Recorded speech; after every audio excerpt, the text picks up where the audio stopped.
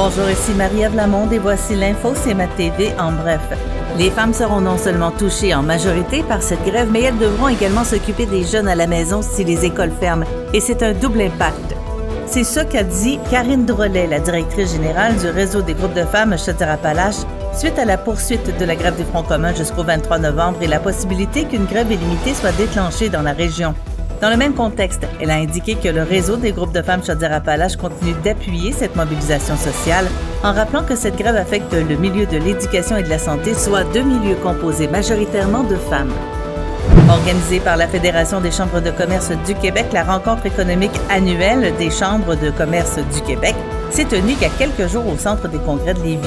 Cette rencontre a permis aux chambres d'être mises bien au fait des enjeux à venir et d'être outillées pour y faire face dans chacune de leurs régions. La rencontre s'est déroulée en présence d'un groupe d'économistes de renom, de ministres, d'analystes politiques, de chefs d'entreprise et d'autres experts du secteur économique.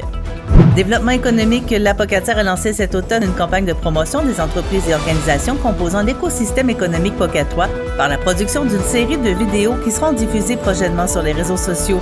L'objectif de cette campagne est de mettre en valeur l'innovation et l'attractivité du milieu en présentant dans des vidéos promotionnelles la production et les services offerts par chacune des entreprises participantes, ainsi que les environnements de travail exceptionnels offerts à leurs employés. Une première vidéo est diffusée depuis le lundi 20 novembre. Et au sport, Ligue de hockey olympique. Restaurant La Rive l'a emporté 9-5 face à Armoire-Mathurin samedi dernier.